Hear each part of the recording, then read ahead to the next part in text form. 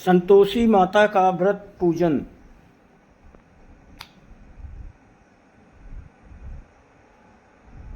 कहानी है संतोषी माता का व्रत पूजन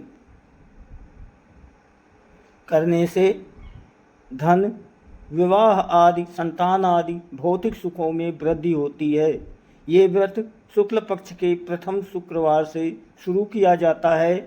संतोषी माता के व्रत की पूजन विधि। सुख सौभाग्य की कामना से माता संतोषी के 16 शुक्रवार तक व्रत किए जाने का विधान है। सूर्योदय से पहले उठकर घर की सफाई इत्यादि पूर्ण कर लें। स्नान आदि के पश्चात घर में किसी सुंदर व पवित्र जगह पर माता संतोषी की प्रतिमा या चित्र स्थापित करें। माता संतोषी के सम्मुख एक कलश जल भरकर रखें। कलश के ऊपर एक कटोरा भरकर गुड़ व चना रखें। माता के समक्ष एक घी का दीपक जलाएं। माता को अक्षत, फूल, सुगंधित गंध, नारियल, लाल वस्त्र या चुनरी अर्पित करें। माता संतोषी को गुड़ व चने का भोग लगाएं। संतोषी माता की जय बोलकर माता की कथा आरंभ करें। इस व्रत को करने वाला कथा कहते व सुनते समय हाथ में गुड़ और भुने हुए चने रखें। सुनने वाला प्रकट संतोषी माता की जय इस प्रकार का जय जयकार मुख से बोलता जावे। कथा समाप्त होने पर माता का गुड़ और चना गाय को खिला देवें। कलश के ऊपर रखा गुड़ और चना सभी को प्रसाद के रूप में बांट देवें। कथा से पहले कलश को जल से भरे और उसके ऊपर गुड़ व चने से भरा कटोरा रखें। कथा समाप्त होने और आरती होने के बाद कलश के जल को घर में सब जगह पर छिड़कें और बचा हुआ जल तुलसी की क्यारी में सींच दें। बाजार से गुड़ मोल लेकर और यदि गुड़ घर में हो तो वही काम में लेकर व्रत करें। व्रत करने वाले को श्रद्धा और प्रेम से प्रसन्न मन से व्रत करना चाहिए। विशेषतः इस दिन व्रत करने वाले स्त्री या पुरुष को ना ही खट्टी चीज़ें हाथ लगानी चाहिए और ना ही खानी चाहिए। संतोषी माता की व्रत कथा। एक बुढ़िया थी जिसके 7 बेटे थे। उनमें से 6 कमाते थे और एक न कमाने वाला था।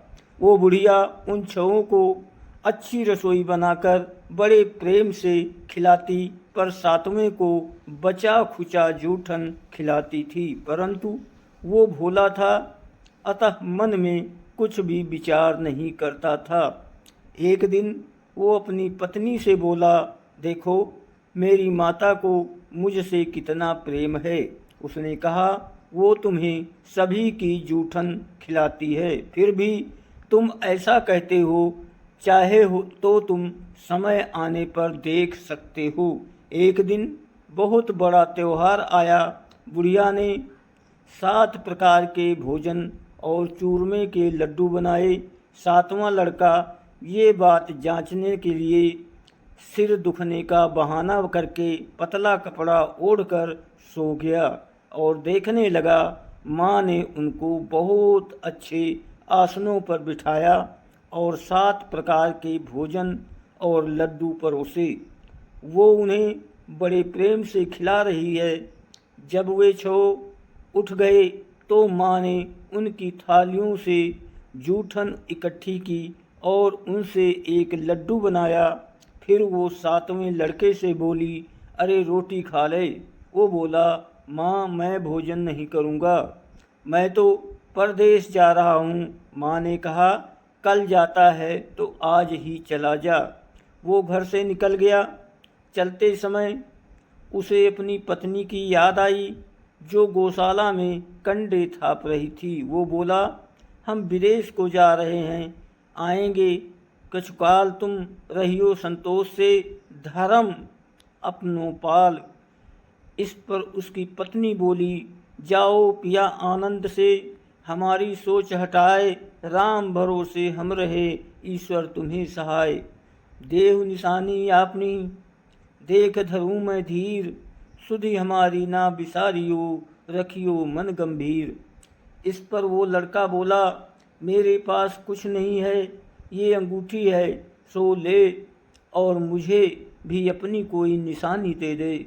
वो बोली, मेरे पास क्या है, ये गोबर भरे हाथ हैं। ये कहकर उसने उसकी पीठ पर गोबर भरे हाथ की थाप मार दी। वो लड़का चल दिया।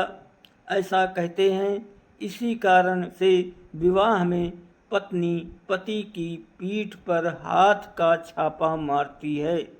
चलते समय वो दूर देश में पहुंचा। वो एक व्यापारी की दुकान पर जाकर बोला, भाई मुझे नौकरी पर रख लो।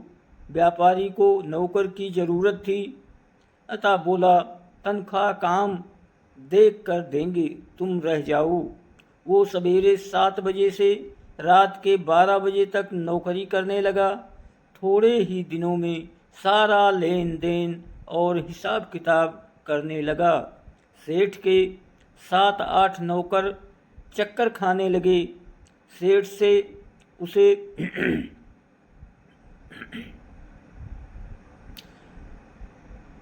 आधे महीने 3 महीने ने आधे मुनाफे का हिस्सेदार बना दिया।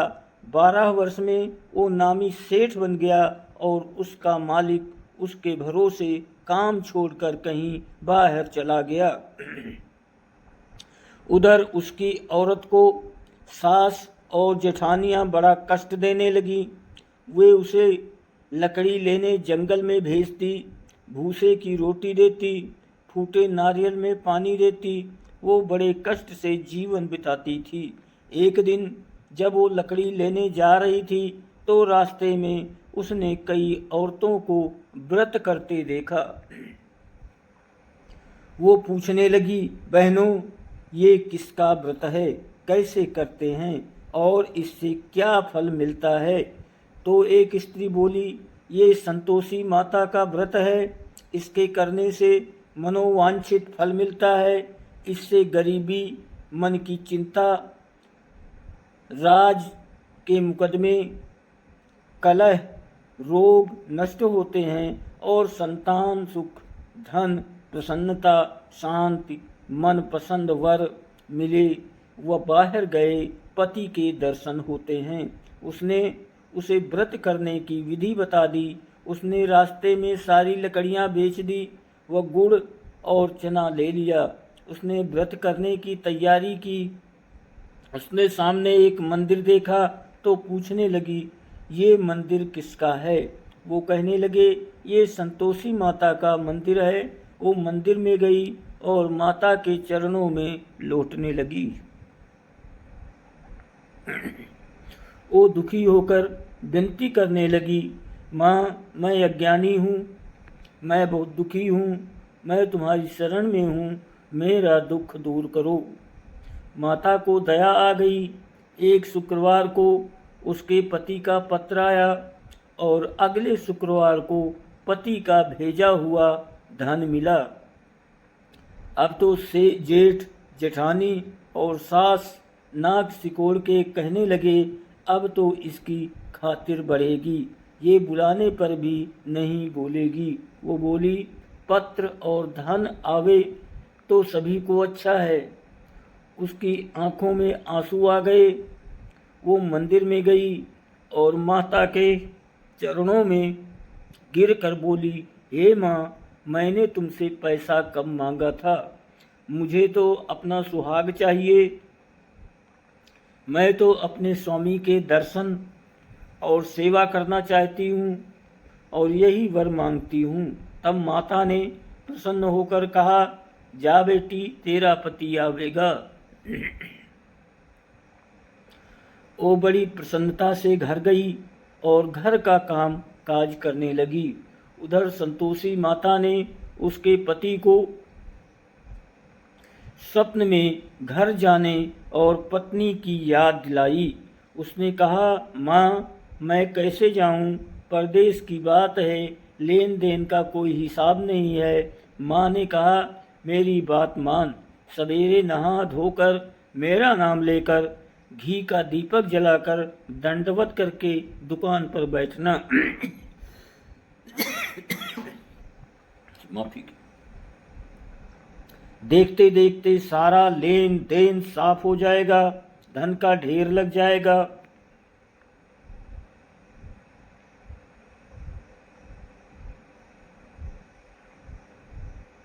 सवेरे उसने अपने स्वप्न की बात सभी से कही तो सब दिल लगी उड़ाने लगे। वे कहने लगे कि कहीं सपने भी सत्य होते हैं। पर एक बूढ़े ने कहा, भाई, जैसे माता ने कहा है वैसे करने में क्या डर है। उसने नहा धोकर माता को दंडवत करके घी का दीपक जलाया और दुकान पर जाकर गया। थोड़ी ही देर में सारा लेन देन साफ हो गया, सारा माल बिक गया और धन का ढेर लग गया। वो प्रसन्न हुआ और घर के लिए गहने और सामान वगैरह खरीदने लगा। वो जल्दी ही घर को रवाना हो गया।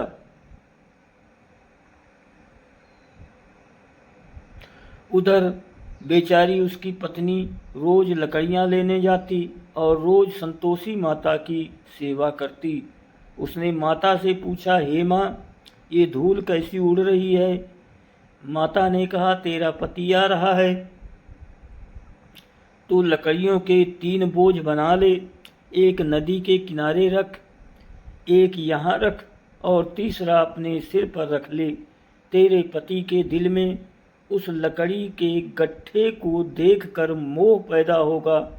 जब वो यहाँ रुककर नाश्ता पानी करके घर जाएगा तब तू लकड़ियाँ उठाकर घर जाना और चौक के बीच में गट्ठर डालकर जोर जोर से बोल लगाना, सासू जी, लकड़ियों का गट्ठर लायाई, रोटी दो और नारियल के खोपड़े में पानी दो।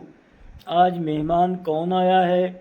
इसने माँ के चरण छुए और उसके कहे अनुसार सारा कार्य किया। वो तीसरा गट्ठर लेकर घर गई और चौक में डालकर कहने लगी, सासू जी, लकड़ियों का गट्ठर लो, भूसे की रोटी दो, नारियल के खोपरे में पानी दो, आज मेहमान कौन आया है। ये सुनकर सास बाहर आकर कपट भरे वचनों से उसके दिए हुए कष्टों को भुलाने से के लिए कहने लगी, बेटी, तेरा पति आया है, आ मीठा भात और भोजन कर और गहने कपड़े पहन। अपनी माँ के ऐसे वचन सुनकर उसका पति बाहर आया और अपनी पत्नी के हाथ में अंगूठी देखकर व्याकुल हो उठा। उसने पूछा, ये कौन है? माँ ने कहा, ये तेरी बहू है। आज 12 बरस हो गए ये दिन भर घूमती फिरती है, कामकाज करती नहीं है, तुझे देखकर नखरे करती है। वो बोला, ठीक है, मैंने तुझे और इसे भी देख लिया, अब मुझे दूसरे घर की चाबी दे दो, मैं उसमें रहूँगा। माँ ने कहा, ठीक है, जैसी तेरी मर्जी, और उसने चाबियों का गुच्छा पटक दिया। उसने अपना सामान तीसरी मंजिल के ऊपर के कमरे में रख दिया। एक ही दिन में वे राजा के समान ठाठ बाट वाले बन गए। इतने में अगला शुक्रवार आया।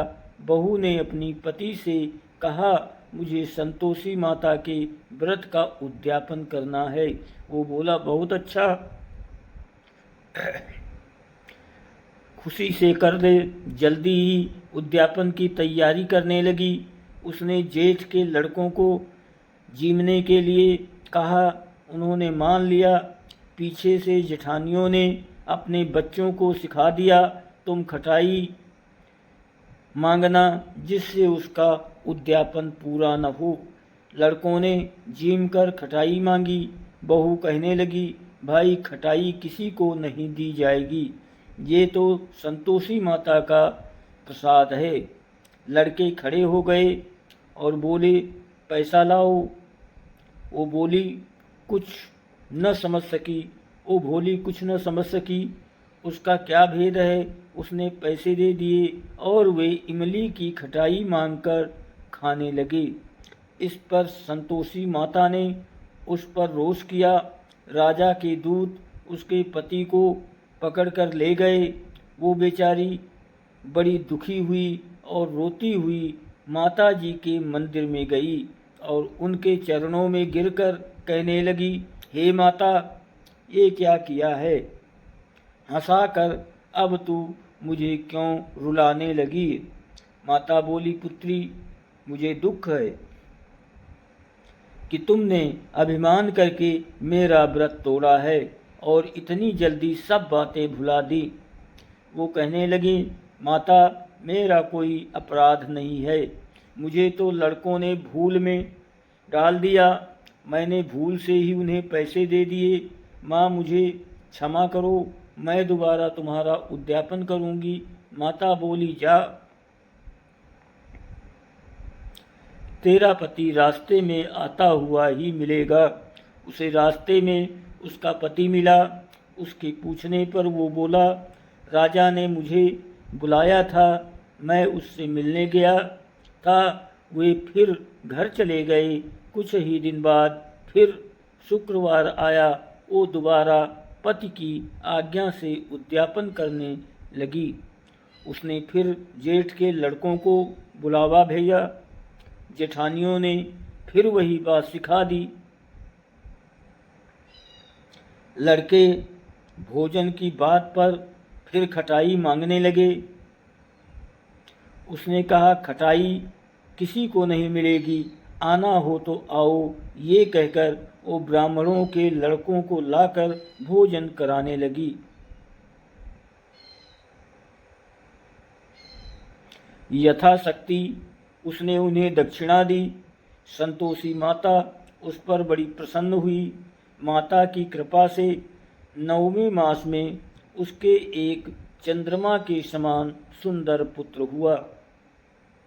अपने पुत्र को लेकर वो रोजाना मंदिर जाने लगी। एक दिन संतोषी माता ने सोचा कि ये रोज यहाँ आती है, आज मैं इसके घर चलूँ, इसका सासरा देखूं। ये सोचकर उसने एक भयानक रूप बनाया। गुड़ व चने से सना मुख, ऊपर को सूंड, जिन पर मक्खियाँ भिनभिना रही थी। वो उसके घर गई। देहली में पांव रखते ही उसकी सास बोली, देखो, कोई डाकिन आ रही है, इसे भगाओ, नहीं तो किसी को खा जाएगी। लड़के भागकर खिड़की बंद करने लगे। साथ में लड़के की बहू खिड़की से देख रही थी। वो वहीं से चिल्लाने लगी, आज मेरी माता मेरे ही घर आई हैं। ये कहकर उसने बच्चे को दूध पीने से हटाया। इतने में सास बोली, पगली, किसे देखकर उतावली हुई है, बच्चे को पटक दिया है। इतने में संतोषी माता के प्रताप से वहाँ लड़के ही लड़के नजर आने लगे। बहू बोली, सासू जी, मैं जिसका व्रत करती हूँ ये वो ही संतोषी माता हैं। ये कहकर उसने सारी खिड़कियाँ खोल दी। सब ने संतोषी माता के चरण पकड़ लिए और विनती कर कहने लगे, हे माता, हम मूर्ख हैं, अज्ञानी हैं, पापिनी हैं, तुम्हारे व्रत की विधि हम नहीं जानती। तुम्हारा व्रत भंग कर हमने बहुत बड़ा अपराध किया है।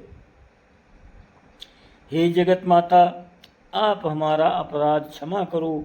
इस पर माता उन पर प्रसन्न हुई। बहू को जैसा फल दिया वैसा माता सबको दे। दोस्तों, कहानी को लाइक और सब्सक्राइब ज़रूर करें, आपकी बहुत मेहरबानी होगी। आप सभी को बहुत बहुत धन्यवाद और कोटि कोटि